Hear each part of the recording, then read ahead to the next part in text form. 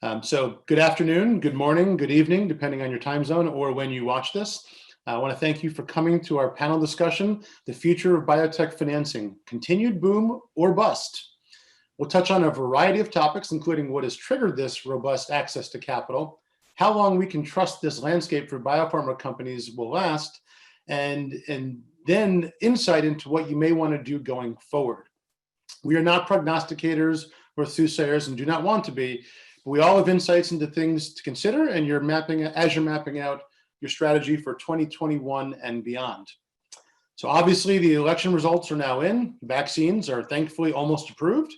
And as you can see, there are a lot of macro forces that are at play. Our intention today is to discuss which ones will have an impact and what does that mean for you and your company. This is meant to be actionable with takeaways that you can apply in your business. We have 1 hour allotted for the panel, including questions that we have prepared in advance, as well as questions we received in advance from participants.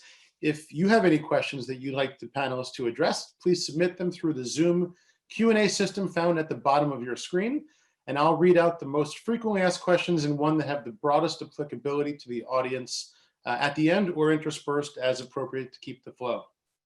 If we do not have time to address your question, we will follow up separately with our thoughts via email. We are recording this session and a playback will be available shortly afterwards for all attendees. I'm also obligated to share that due to confidentiality obligations and other regulatory requirements, we will not address questions specific to any one company. And not surprisingly, this is also not considered legal or investment advice or an offer to buy or sell any security. Everything discussed is considered off the record. So with that preamble behind us, I do want to thank the panelists who have joined this discussion to share their views. I will go around the Zoom room and introduce all of them briefly so we can get to the heart of the conversation. So Chris Ehrlich is the Senior Managing Director and Global Head of Strategic Transactions at Locust. He brings many years of biotech and venture capital experience, based in San Francisco. Julie Grant is a general partner at Canaan, where she invests in early stage biopharma and digital health ventures and leads the new company formation efforts as an executive. Welcome, Julie. Maha Katabi is a general partner at Sofinnova Investments. She's an experienced investor in biopharma companies with over 2 decades in venture capital and public equities portfolio management. She's focused on development stage investments in therapeutics. And last and certainly not least, we have the famous John Norris joining us. He is a managing director of business development at SVB's healthcare practice. He oversees business development efforts for banking and lending, as well as spearheading strategic relationships with many healthcare venture firms, I'm sure including the ones that are on this panel. And also, more importantly for this conversation, authors SVB's Venture Healthcare Report, so is a virtual treasure trove of data and information. So I will leave the intros there and move on to the meat. So appreciate all of you guys joining, and let's get rolling. So things are really booming right now, and there's maybe a slight lull before the election, but things are continuing to pick up a pace. I'm curious, as historians looking back, what do you think has precipitated and caused this to happen? And maybe just some thoughts that you don't mind sharing. So maybe Chris, if you want to kick us off, that'd be great. So thanks, Geoff, and great to be here with you all during this favorable time for biotech. It's not always been that way. And prior to my experience at Locust, I was on the venture side, and it's relevant because John Norris and I used to complain bitterly together about the challenges of the macro environment for biotech and the FDA. I remember many annual meetings with the limited partners complaining about if we'd only get through the FDA and if they only loosen up, we'd be able to get more products moving forward. And the concept of an open biotech financing, environment in the public market just didn't exist. There were very small little pockets. In fact, we probably all remember when you could take your company public. And so what's happened, and I think you'll hear a lot today about the maturation of the industry and the maturation of quality managers and the improvements in the quality of science. And that's probably all true, but it's kind of like the argument I always make about digital health, right? With digital health, every few years they say, this time it's different, this time it's different. Based on my experience, it's never different. So I would argue specifically that, in the past year or two, a lot of what's precipitating and certainly sustaining the financing environment as favorable it is for biotech is ironically COVID, right? And if you look from a political perspective as a macro driver at the debates in January and February, not to be political or take sides, but it was pretty negative press around biotech and pharmaceutical pricing. And some of the candidates took that very seriously, and there was a lot of overhang in the public marketplace. What happened afterwards was we got stuck in this terrible pandemic, COVID. And let's be honest, if we think about what's going to save us, if anything, from this, is it's going to be biotech, right? It's Pfizer, but it's not really Pfizer, it's biotech, right? And it's the people at Oxford, and it's Moderna. It's small, nimble companies that are coming out. And if you ever want your kids to go back to school or go to a movie or a basketball game, it's going to be a vaccine that these guys in incredibly rapid fashion developed. And so what that does is it takes, it makes biotech a protected class for once, right? And so not only does it make a protected class relative to the macro, but even the FDA, which was the whipping boy for 2000 to 2012, is so relaxed now that people are starting to get concerned about their level of oversight and scrutiny. So I would argue that biotech's always been great. I would argue that, of course, the advances in science are useful, that definitely we have more managers, but I think we're in an incredibly favorable political environment. And then when we come down to the time of when it's going to stop, I think that's going to be also my view on how this the music stops. Cool. So John, maybe you can jump in with your historian perspective, then we'll get Julie and Maha to talk about what does access to capital mean for them and their funds and portfolio companies. Yeah, no, thanks, Geoff. And again, thanks to Locust Walk for putting this on. And I sort of think about things in a historical fashion. And when you sort of go back to the late 2000s, where you had big pharma deciding that within R&D, the R was really expensive and maybe didn't work as well as they wanted to. And that really started the whole outsourcing to venture. And from that, instead of the big pharma, doing a lot of the R, instead they wanted to still be involved. And that's where, when you start to see around 2010, 2012, you start to see the corporate venture folks really getting involved, and not getting involved in late stage biopharma, but getting involved in Series A and being part of those syndicates. And all of a sudden, you have board observers or people being on the board because they wanted to follow this early stage technology. And it was very interesting to see that sort of mature to around, in 2014, when you started to look at where M&A was for private deals, all of a sudden you started to see an upswing in preclinical and phase 1 M&A. And it's because all of a sudden, these corporate venture folks who are involved in these companies saw interesting, data they needed to add to their pipeline, and they started to buy. And so, in 2014, you saw phase 1 preclinical M&A outpace later stage, and that's actually what's happened since then. And then you saw around that same time, around 2013, you saw the IPO upswing, and that really, that was sort of the key for these crossover investors, which I define as sort of publicly focused investors that are opportunistically investing on the private side to sort of jump in because they saw the favorable IPO opportunities and they wanted to do that. It started out those companies investing in more of the phase 2 opportunities that were going to go public, but that's really changed. And now it's more early stage. And that really prompted, when you started to see these early stage IPOs around 2017, 2018, and into today, you started to see Series A all of a sudden go from 20 to $25 million, which used to be a big Series A, to 50 to $250 million Series A's with big syndicates, because these crossovers were coming in with these big step ups in the Series B, and then you were going public. So if you're a VC, you got to put your money in, you got to put it in early, and if you want to make sure you're putting enough to work, those rounds started to swell. So that's where we really sort of have seen what's happened, and up to today. And you start to look at 2020, probably the most venture-backed biopharma IPOs, the highest pre-money valuations we've ever seen, the most proceeds at IPO we've ever seen. And it's just, and the boom continues. So, historically, there's been sort of a progression of, big pharma getting away from doing early stage development and outsourcing that to VC, and then seeing, how they've gotten back in with corporate, and then these crossovers add additional dry powder to all this capital that's out in the market, and we've seen this huge boom. So it's a pretty interesting, timeline that's evolved. So I'm curious, Julie, how is this manifested for you guys, and does this Has this changed your investing philosophy because of all this access to capital? How have things evolved from your perspective as an investor? And that might help shed some light for entrepreneurs or CEOs who want to think about how to interact with this, how to play this field as well. Yeah, I agree with everything that John said. And Canaan, for those people who don't know Canaan well, we're a private only fund. And over the last decade, I would say we have evolved earlier and earlier in our life science and our tech practice for exactly the reasons that John described. And I would say now really pride ourselves on being partners to help work with companies from the ground up.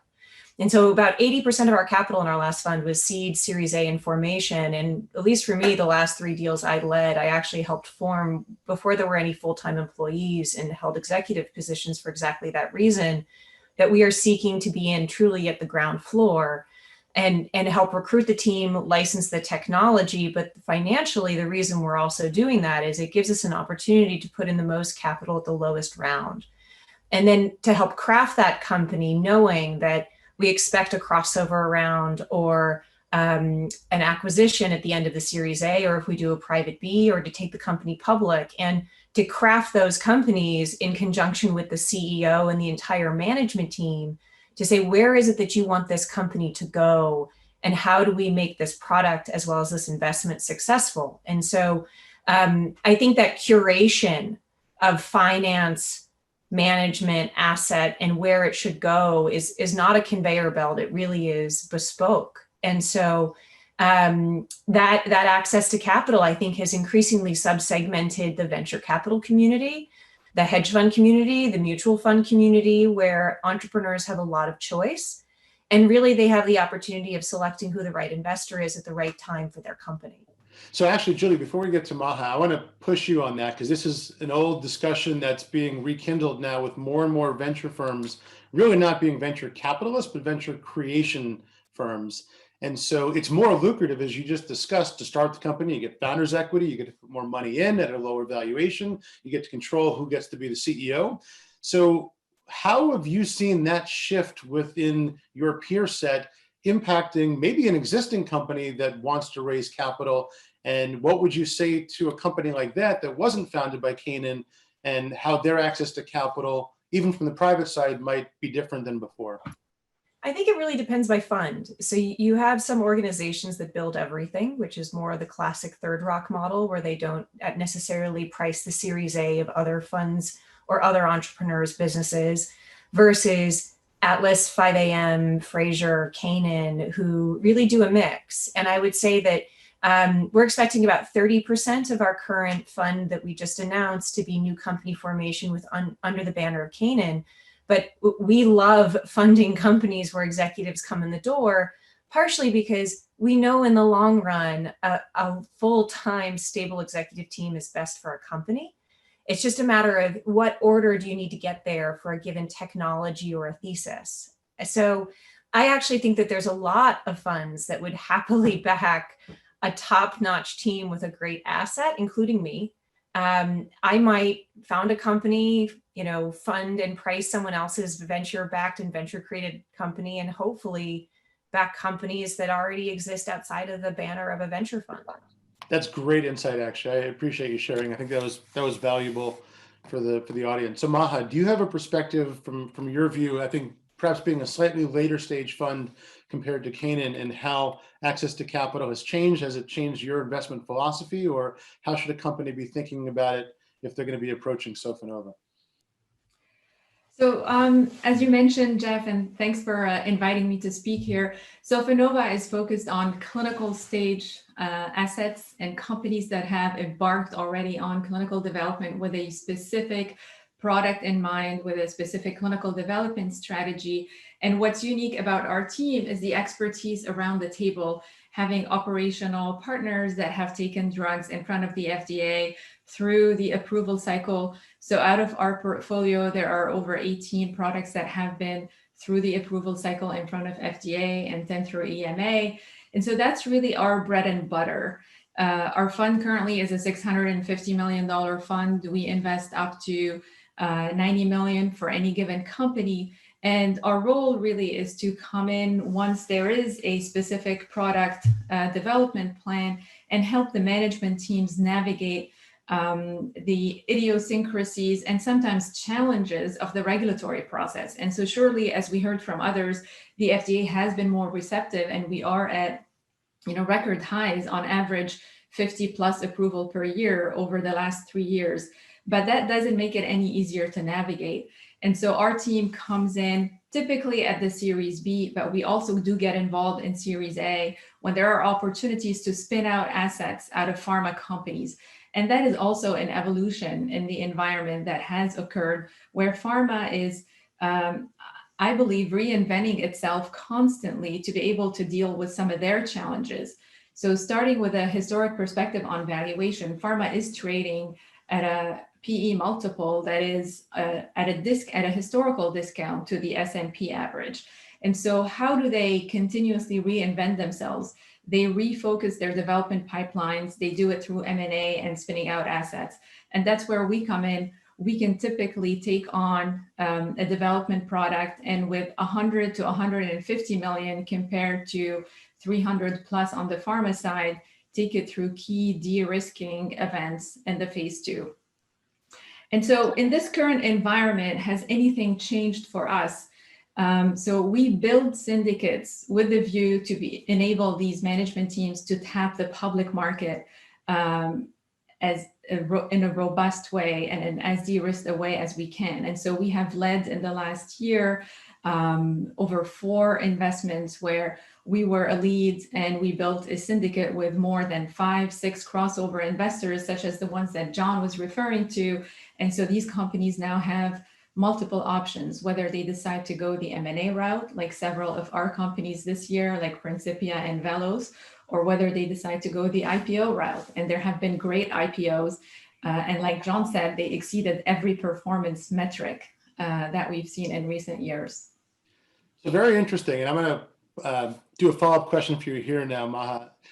From the data that we've seen, and John, you should definitely correct me if I'm wrong here, that the preclinical IPOs are actually outpacing clinical IPOs, and some of the hottest new modalities are actually going public before they even get to the clinic. So based on your investment strategy, you would never even have the chance to invest. So I presume you have plenty of opportunities and you're doing quite well from what we've seen from the outside world, but maybe you could speak to the company that wasn't founded by Julie and her crew and was, missed out on that early stage investment. They're not yet public. They have less sizzle, but more stake. How do they attract someone like you to invest? And is there a deep enough pool there, or do you think there's an adverse selection bias? Maybe if you could speak to that a little bit. So we do realize what you're referring to. And so we are selective. And in certain areas like oncology and orphan diseases, we certainly go earlier.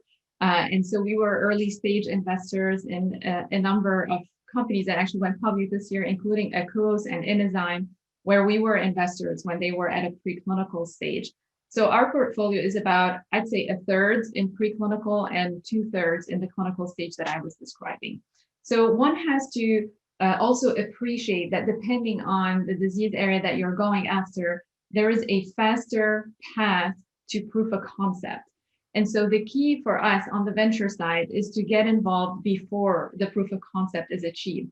And so depending on which fund you're operating in, how much time before that proof of concept is achieved and how much capital is required to reach it is what's going to dictate what's attractive to us. So I guess on that note, so you've obviously adapted your strategy towards that. The question is, do you think that's going to continue? And I'm sure that Chris and John have a perspective on this, but are we going to continue to see a zillion preclinical IPOs, or is that going to swing back? If I may, just throw out a comment, and I gladly listen to what John and Julie have to say. So I do think that this year was exceptional. It was more than 50% of IPOs that were preclinical. And some of the bankers are already thinking about what the next 12 months are going to look like. And so they call it the catalyst desert. Are we going to be in a catalyst desert where all of these preclinical companies have nothing to report on for over 12 months? And so how are public market investors that have really flocked to our sector, and you mentioned that earlier on, Chris, So our sector has outperformed this year. We've had over 6 billion in fund flows. I mean, these numbers are spectacular, but what do they do with more than 25, 30 preclinical IPOs, and how will they react when news flow will be light? And so my perspective is that we do see ebb and flow as to how many preclinical IPOs out of every IPO vintage. I do believe that we're going to see the pendulum swing to more mature assets as markets settle down, but would love to hear from John and Julie. Yeah, I think that we have this dynamic in the market where investors across not just specialists in the life science sector are seeking where to put capital. And so the entire world is taking more risk right now to find returns. And I think that shift also similarly has occurred in our sector, where you're seeing some of the highest prices associated with preclinical IPOs. And I think that we all know that when you discount back the revenue associated with a product to its intrinsic value, our industry has a lot of risk. And I think, Maha, to your point about tangible, I'll also say discounting and thinking about the probability and understanding the translational path of these assets is something we definitely look at, and much like you, because I know we've talked about this. So I think it'll also be which assets can people understand the experiments as a here to there on those news flow and those catalysts over the next couple of years. And I think the specialists will have a lot of opportunities to really understand which assets have a higher probability of hitting that next milestone and taking advantage of that in the public market. Go for it, John. Yeah, I think all really good points. Maybe I'll add something on more on the private side, because what I look at, and obviously I'll preface this by saying, in 2017 I thought basically the IPO market was over, and maybe you'd see a little bit in 2018 and maybe bump along 10 or 15 IPOs and it'd be great, but I was totally wrong. So I'll start with that. But when I look at the private market and I think about where the market's going to go in 2021, I look at the larger crossover private mezz deals as sort of your precursors to IPOs. So the $40 million plus private crossover rounds by the top crossovers is kind of my predicate for the IPO market. At least going forward, because typically these crossovers are coming in with the idea these companies are going public. And when I look at that, I see 2020 was a pretty strong year for that. And just as an example, there were 36 of those $40 million plus crossover rounds in the first half of 2020. And of that, 17 of those 36 are already public now. So think about how short a time it is from the crossover round to going public. It's pretty amazing. But that to me just sort of shows you, where things are headed. And so we're probably at a record pace for those mezzanine $40 million plus crossover rounds.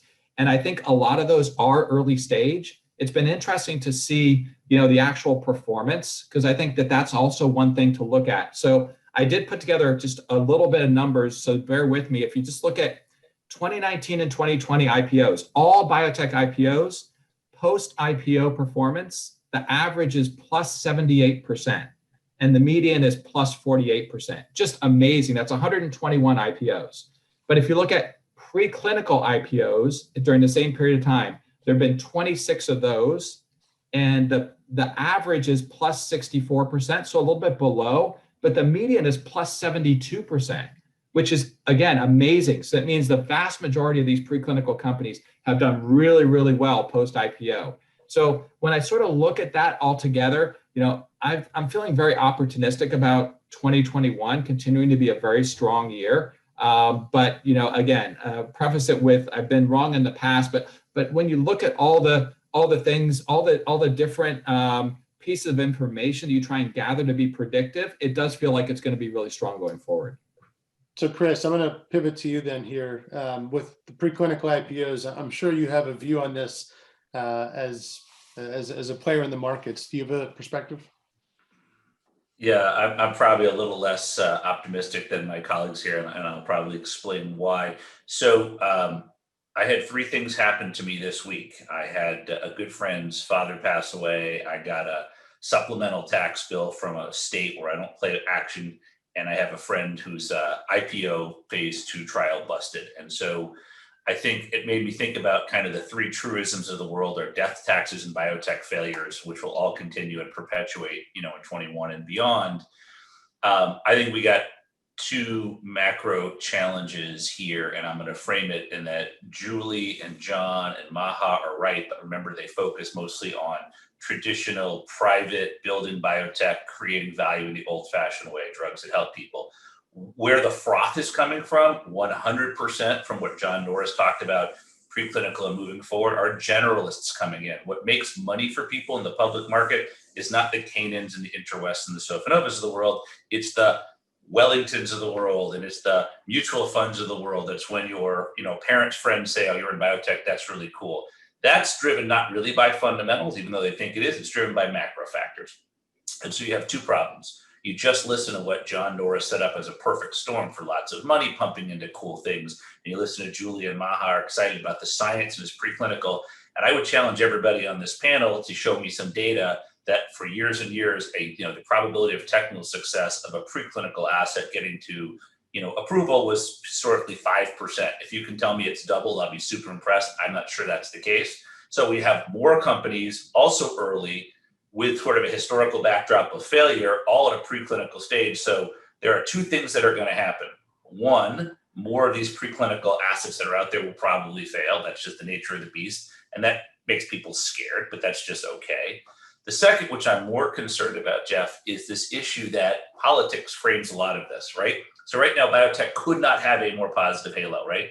If Canaan and SVB and Locust, Walk, and Sofinnova weren't having a great time this year, we should all get out of the business. It's a super time to do it. It's super frothy, right? And people say, biotech, I want to be with you. You're going to save me and let me go back to school. But remember back to February, it wasn't that long ago where biotech was the whipping boy and pharma was the whipping boy and people were sticking their finger in the eye. Let's say John Norris is right and the froth continues. Let's say it continues for another 6 months and the vaccines come out and people are excited about it and preclinical is great, and IPOs are out and people are making money in their mutual and hedge funds. That's great. Do we think in the current administration that's coming down, or any administration for that matter, they're going to let that persist? They're going to let the companies make money and the investors make money. So my concern is that you're going to start hearing negative rhetoric in the second half of this year around drug pricing again and socialized medicine and better access to healthcare, even though COVID was great. So I would say, from my perspective, we got probably another 6 or 7 months of really robust time with a great halo effect. And I would start getting worried about the macro, effect. And frankly, it's the macro that leads to the public, that leads to the privates. The only reason the public investors are crossing over, right, is not because they want to be as good as Maha or Julie Grant, because they aren't. Right? They're doing it so they can get access to a bigger slug in an IPO, because the IPO is going to do well, to John's point. So, Chris, so if it's not going to do is, if we have 6 months, I'm going to ask each of you guys what your prognosticator say as to how much time at this level before it dials back, how much will it dial back? What would you give as advice to a management team as what to do based upon your view as to how the world might play out? So there's maybe. Oh, sorry. Go ahead. So we'll start with Chris to finish off, and Julie, happy to go to you. How about that? I got two quick ones, right? George Rathbun was the guy, and you guys are old enough around to remember George, who said, when they're passing out the peas, take the peas. So biotechs are voracious consumers of capital, raise as much money as you can, realizing the window's going down. But then the second question becomes, we have lots of clients who've raised money, who are sitting on their assets. The other thing you do is, the risks, as I outlined, are still pretty aggressive for binary outcomes, is use your capital, use your stock price, diversify, bring in other assets. Build for the future. Be a squirrel away your nuts for the winter. And when each one of the panelists here has sat through a biotech nuclear winter before, they are likely to come again, and it's not likely to be kind of Shangri-La for the rest of our life. Go for it, Julie. Yeah, I think so. Chris, I would agree with you that I think that the inflows associated with generalist capital is something that we all need to follow. And individuals who historically invested in retail, restaurants, all of the things that have been shut down, travel, and are now investing in Moderna and know about oligos is something that we should all be mindful of. But I don't necessarily think that when that retreats, that it goes to zero. And so I think in the nuance of the gray associated with that is, I do believe that actually the time to approval for a number of products has accelerated. I do believe that investors like Maha and I are investing for phase 1 proof of concept that can drive a multi-billion-dollar outcome, and that the FDA is amenable to fast monotherapy paths to approval. And so I think that if the FDA locks up, I would be very concerned.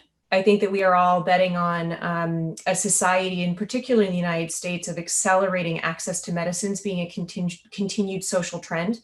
And that if that continues, there will be pressure upon the government to do things like right to try. And so I think that those trends at a national level will be tailwinds for really severe illnesses and finding better treatments and access. But your point on price and your point on affordability is major. And I know we'll get to that later in the panel. I'm not personally sure whether or not the balance sheets associated with large pharma is what people will focus on. I think people will be focused on coinsurance and deductibles. So, and we can get to that later, but I would say there are a lot of companies that have more money than a venture capital fund in a single asset targeted therapy company in the public market. So I think that they will have to use that cash, or they will have to issue dividends. And I don't think we've seen that in a really long time. And so when you have a public company that has $700 million on the balance sheet with a single asset, they have to do something with it. So I think that there's going to be a new set of buyers, maybe a new set of commercial players. And I'm really interested to see how they make that transition from development to commercial, and where a small business can do that effectively. I think it can be done, but it's a different game. So that's really interesting, Julie. So you're saying is that some of the fundamentals have actually permanently shifted in our favor. The time to approval, a more accommodating FDA, that could, swing back with the FDA, but maybe not. But I think the fundamental technical probability of technical success, that might not have shifted. Or do you think that is also perhaps different? No, I really think it has. I think genomics, look at gene therapy. We wouldn't be able to have gene therapy if we didn't understand the exact gene, the exact variant that we want to replace or supplement. And so I think that a lot of these, the nature of which are tools to release super complicated modalities such as cellular therapy, gene therapy, that is technical advances that allow us to see really robust responses early on in clinical development. And that proof of concept happens not in phase 2B or phase 3, it really is happening in 10 to 12 patients. So I think that we have learned so much because of the advances in the tools that allow us to get proof of concept on a more capital efficient model. Now, very, very interesting. So basically the lessons that you would give to a company, well, Chris would say, take the money when they're passing it around, but for you, try to, sorry? I agree with that. Yeah, I assume everyone in this panel. Yes, and yes. I'm trying to give a point to Chris and a point to you. So, but fundamentally, because in your view, some of the fundamentals have shifted, if you run the right trial, you can get value inflection earlier, and you don't necessarily have to hang on as a VC until something's approved, but that is what's actually buoying the markets to be at a higher valuation because fundamentally things have improved. Yeah. And it won't be buying at 0 or 1. Sorry? And take the money when it's there. Yes, totally get it. So any other perspectives on, is it a 6-month, 12-month? Is it indefinite? Are we permanently shifted to a higher plane? Maha, John, either of you guys have a view? Maha, go for it. Well, I certainly do believe that we have shifted. I mean, there is much more significant interest in our sector and capital inflow, and there's dry powder reserves everywhere. So the number of funds that have raised capital on the private side, and they're going to have the flexibility to deploy it in a period where, maybe valuations will come down slightly as public markets reset to a certain extent. But I would have to agree with both, Chris and Julie. One, yes, probability of success has shifted to the more positive side. And I do think that both the management teams and the VCs and crossover investors that back them have learned, very important lessons over the last 20 years and have certainly shifted their behavior and designed clinical trial programs with the ability to de-risk and show proof of concept early on, smaller number of patients, looking at the translational biomarkers that de-risk programs. And we at Sofinnova have, over the years, built a significant track record of a higher rate of clinical success rate in moving drugs from phase 1 to 2, 2 to 3, compared to the industry average. So compared to large pharma that have built, a historically, pretty high failure rate. And so I do believe that our industry, and on the biotech side, we are more nimble. We are able to pursue genetically focused diseases, orphan diseases that pharma may not have selected to pursue in the past. And now they are partnering with biotech to access this innovation. And so raise the money while you can, but focus on clinical execution is what I would say. And also pick targeted areas where the probability of success is higher that might not be what a pharma wants to buy. I think I also heard that from you, and you can skew the average in your favor if you're selective and where you make your bets. Absolutely. Got it. John, you want to finish this one Yeah, off? maybe just to add on a little bit. One, I think, what's different from the last IPO cycle is that it feels like there's a lot more assets in the pipeline for these companies that are going out. So there are more shots to goal to sort of Chris's point. And so, I do think that, what does a down market look like for IPOs? It's hard to know, but I do think that there are enough really strong stories with enough dry powder around the table and IPO appetite of crossovers and venture folks to get some of these companies public, even in tough times. So I don't think it goes to zero, even in a bad scenario. But I also think about when things go down, how does that look like for supporting the companies that are already out there that maybe are a little bit overvalued? And that's where, you have the swinging pendulum of, how much is too much to raise for a venture fund, or how much money in the market is good or bad. And I think that's, there's two sides to that. And I think from my perspective, having so I look at venture funds, on a yearly basis, and the folks who are focused on investing into healthcare. And, the record number for fundraising in 1 year period for sort of US based venture funds was a little bit over $10 billion for 1 year. This year, in mid 2020, it was $10 billion at mid year. And now it's around $15-16 billion just this year. And that's a lot of capital out there. And again, we can talk about whether opportunity funds are a good idea, or, should you be doubling your fund size? But I do think, having capital to support the companies that you think are going to be, compelling technologies and wins down the line is super important, even in a great time where we are now, as well as a time where maybe it's a little bit harder to get those companies into the public market. So I do think, there's a benefit to having that capital in the market, and that's to be able to sort of double down and support your companies in the hard times and get through potentially, valuation inflection. So I'll just throw that out there too. But I think, 12 months is a reasonable assumption for continued really strong IPO market. But again, I'm putting myself out there. So even if you're right or even if you're wrong, I think what I'd like to get from each of you is what would be the signs that if we see in the market that would cause you to shift your strategy, to do something differently? What types of macro or micro forces might enable you to say, well, Julie was right or Chris was right. It almost doesn't matter who was right. What should you be looking for and to adjust your strategy? And maybe, Chris, I'll let you go first so they can all argue with you afterwards. The neat part about this is like when you watch CNBC and, the market's just ripping and it's like people wearing Dow 30,000 hats. You always have these guys and gals come on and they're like, I'm going to be right. It's going to be a huge correction. It's not an if, it's just a when, right? And at some point they're always right. They never invite those guys back, right? And they're never like, hey, you said this, only after the fact. So I'm going to stick to my knitting here. I think that you will see two things happen in the course of 2021, which will start to scare you, which will be more and more biotech failures, just because you have more and more shots on goal. And I'll take, put lots of money against anybody in this panel if they're going to disagree with that, because that's just the nature of the beast.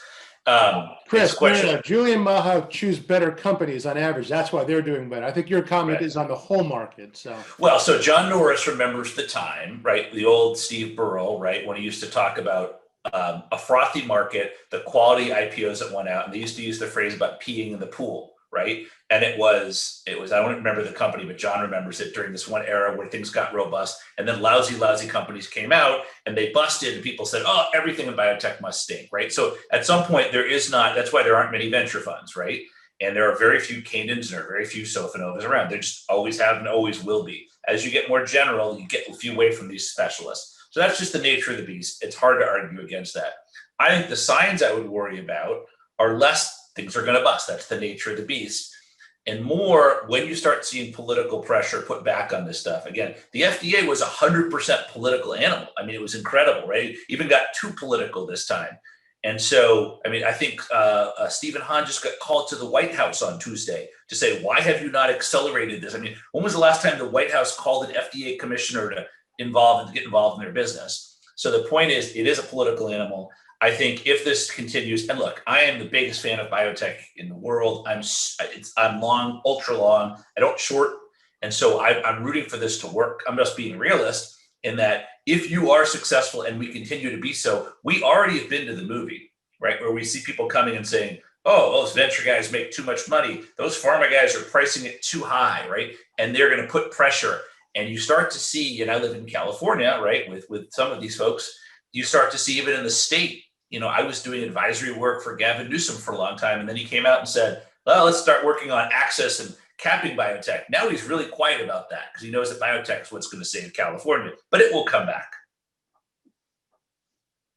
So your view is that as the FDA swings back and the pendulum in that regard becomes political and people are concerned about drug pricing and VCs doing too well, that's what's going to come back and kind of cause a natural correction, not going to zero, but be something to look out for. So as you see signs of that in the marketplace, be wary of that and start to think about shifting your strategy. Is that a paraphrase to? I think it's great. And I'll give you an example of where I messed up is in March, I got the advice of you should buy the NASDAQ, right? And I'm like, I don't understand why. In retrospect, I feel like a fool for not buying the NASDAQ because the NASDAQ was full of the stay-at-home technology stocks, right? And the stay-at-home technology stocks, is Zoom really worth what it's worth? Probably not, but everybody piled into it. Julie made a really good point is people have lots of free time and nothing else to invest in. They can't travel. They can't go out to restaurants. So they're piling into these things they use. Is Peloton really worth $110 a share? It seems kind of crazy. That's a macro force. As soon as the vaccine data came out, the NASDAQ got crushed the same day. Now, does that mean that Zoom is worth less? No, it's overvalued and people follow those trends. So what's going to put a damper on a lot of this are macro forces from my perspective when they come back against biotech. I'm 100% with everybody else here. It's great. It's important. It's going to work. It's getting better, 100%, right? But the better we do, the more scrutiny and then the more negative it gets to us. Got it. Julie, you're going to say something. I agree. I think that it, ironically, as we head towards resolution in 21, at least I hope, of this pandemic, I could see outflows of generalist capital, which makes it seem like it's bad times, but it's still good times. And so I do think that the cost of capital across all aspects of our industry is really good right now. I think even if I think it can go down from where we are at peak, which I don't even know if we have hit the peak, candidly. But it is very possible that we'll have a quote correction, but I still think it'll be above historical norms because of the value that's been created and the cash that's on the balance sheet of our industry. I think we'll drive a major M&A push after the correction because of where the cash resides. And then we can get to pricing later on. I do think that the social nature of what is happening in our country and globally, we can't put in a corner. And I think that we have to take that very seriously. I think we're all alluding to the factors that are a risk for our industry going forward. So clearly, drug pricing, tax reform are all on the negative side, but with the new administration, I believe that these are lower likelihood events. And so there are obviously 2 executive orders that the current administration has pushed recently, but there is a very low likelihood from all the experts in the space for these to go through for various legal and technical issues that they can't overcome. And so I don't believe that it's a high likelihood that the new administration would push for these to be implemented.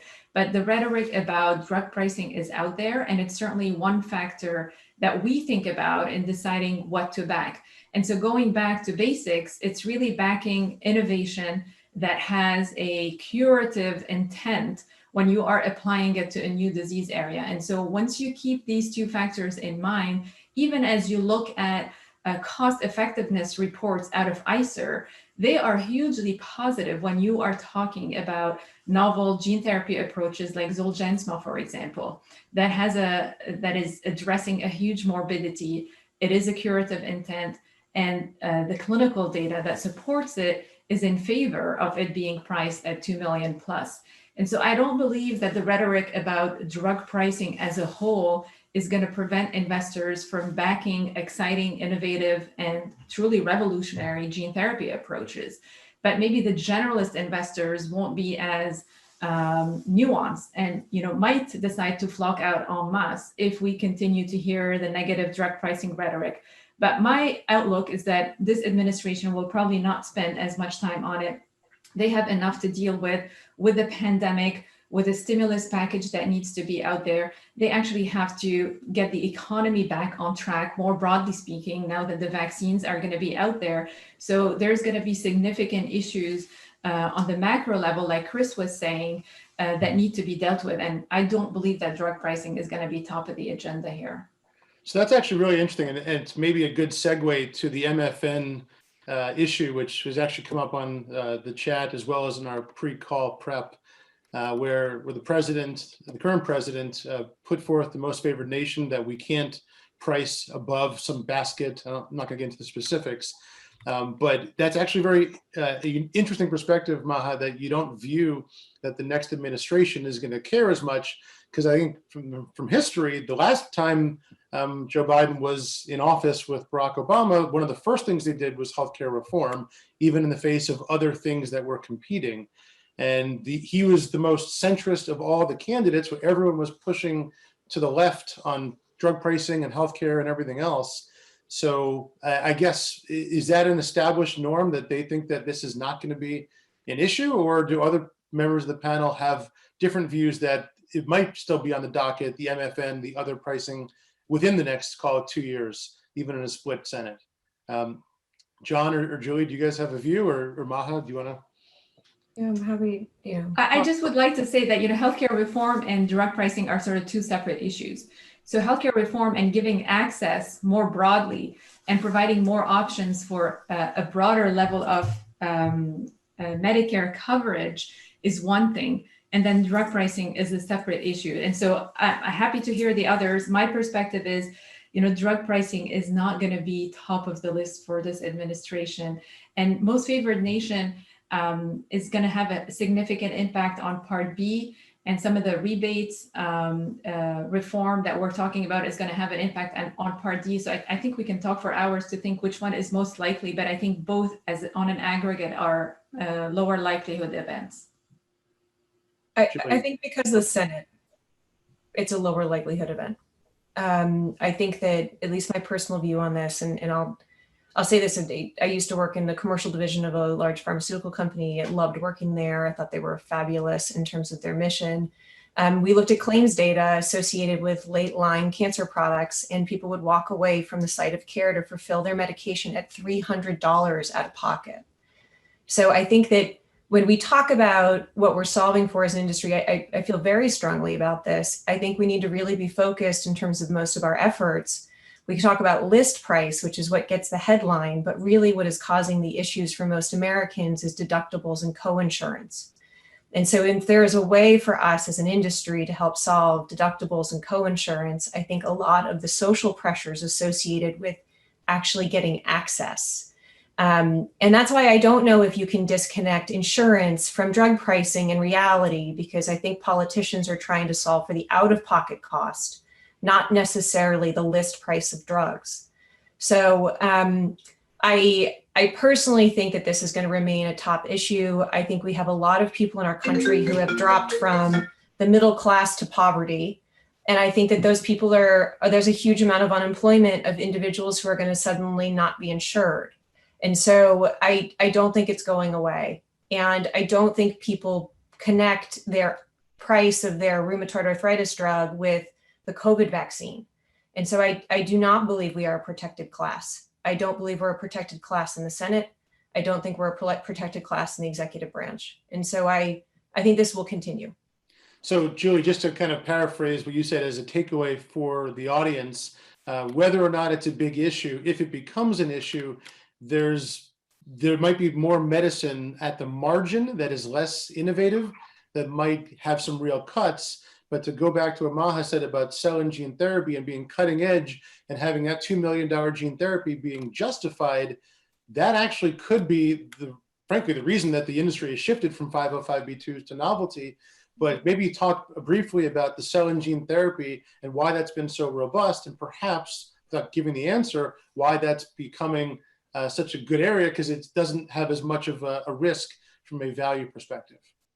I think that the whole idea of value and to be able to have a premium price is to provide something, as Maha said very eloquently. You have to do something new that does something that helps someone clinically in a big way. And so I think that's why you see more and more VCs looking at creative modalities and things that can really move the needle dramatically, or going into indications where there is no standard of care. So when you go talk to a payer and you say, hey, in your reference pricing model, by the way, there's nothing approved. How would you control this? How would you have a conversation about limiting access? The answer is we have to cover. And I think the complexity of CAR T has a lot to do with actually the fact that how it was originally billed, and the morass of kind of the pipes of claims and DRGs and all of the bowels of true reimbursement blocking and tackling, than the actual products. I think that if we had a peripheral antibody or a bispecific that had a durable 50% response rate in late-line diffuse large cell lymphoma, I don't think people would push back that they're pricing it at $300K a year. I think the issue is that the hospitals were underwater when they purchased the products because of how it was administered. So you got to get specific about this, which is, I think, Maha's point. And there's value at high price if you cure a child from being blind for the rest of their life, and government will pay for it. So it's really, are you moving the needle? So then basically what you're telling us is we should all do gene therapy, cure disease, invest early, go public early, and get approved early. Is that the lesson? If we're all that lucky. Got it. So I want to make sure we're all on the same page. Doesn't bode well for diabetes, but yeah, it's easier that way. Understood. John, anything to add on this? You good? Yeah. He's the data guy, not the drug pricing guy. So he did share that with me beforehand. I guess, we only have a few more minutes left. I guess, is there any additional insights that each of you would like to share with the audience, kind of in conclusion, about what you would recommend people do in 2021? Any advice that they can take to as they navigate their strategy, and just kind of your overall level of bullishness or lack thereof, to the extent that you haven't already covered it, as a takeaway. So I guess we'll start with John, since you didn't get to go talking the last time. So why don't you kick us off? Yeah, no, thanks, Geoff. And I think, just maybe to get back to, where we think things are going to go in the next year or so. In March of this year, when things got really scary and we had the shutdown, talking to the investors, the venture folks specifically, there was a lot of talk about venture investing really kind of slowing down, and people thinking about, both the investor that are typical VCs as well as the crossovers are all just going to look at the public market. They're going to, because so many IPOs have happened, we're just going to look for either fallen angels or good opportunities to put money into the public market. And while there was investment there, really we saw a redoubling of traditional venture investment. That's what we've seen in the last quarter or two. And so I think, what I look at is, one, is there a decent step up from the MES round to the pre-money IPO? Because I think that's an important metric for the crossovers, because the crossovers, obviously they want to get in a little bit early, but they also want to have a placeholder for the IPO itself. But if one of those things start to toggle the other way, I think that could be potentially a danger sign.